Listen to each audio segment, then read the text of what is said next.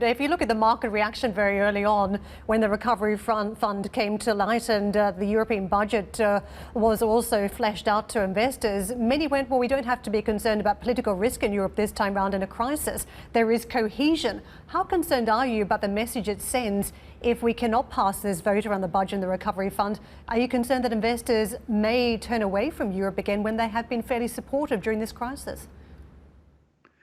The July agreement among the head of states and government in the European Council was a strong signal. 27 countries bring their power together and invest together in a recovery plan for the European economies. That is a strong signal. Nowhere else in the world 27 countries are doing the same and similar things. That's why I think that was an assurance of the credibility of the European Union, and that stabilized all the market perspective into the European economies. And now we are in a difficult moment, yes, but I am sure we will overcome this, because everybody knows how important the money is, especially for the countries who are producing now the veto. Look to Poland. Poland will get in the next 7 years 120 billion euros out of the package of the European budgets. So that is a lot of money and contributes a lot to the GDP and to the growth perspective of Poland. So they are depending on this money. That's why I think we will find a common understanding. Sometimes it's a little bit difficult in Europe. We have to discuss a lot. We have to even fight among ourselves. But we were always capable to deliver, and I am sure that we will do the same this time.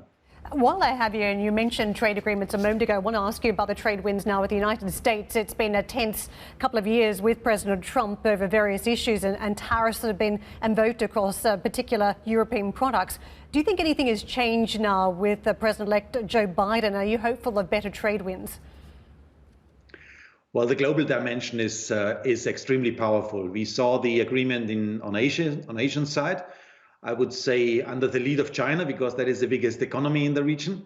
They are not only discussing about lifting the tariffs, they are also considering to have a common regulatory framework.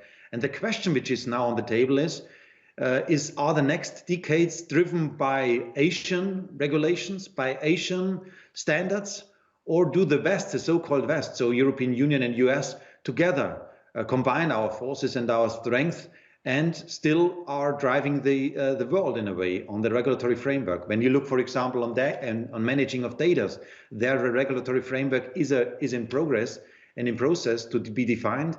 And I want to see that the West, with our model of freedom and democracy, is still strong enough to define the rules of the world. That is at stake. And I think with the new American President Joe Biden, we have a partner who understands this, who wants to practice partnership approach. It will be not easy at all, because we know that the Democrats are not the first party ready to make trade deals. Yes, that is still a question, but generally speaking, everybody sees the importance behind. And Europe should now present a clear offer to the new American president.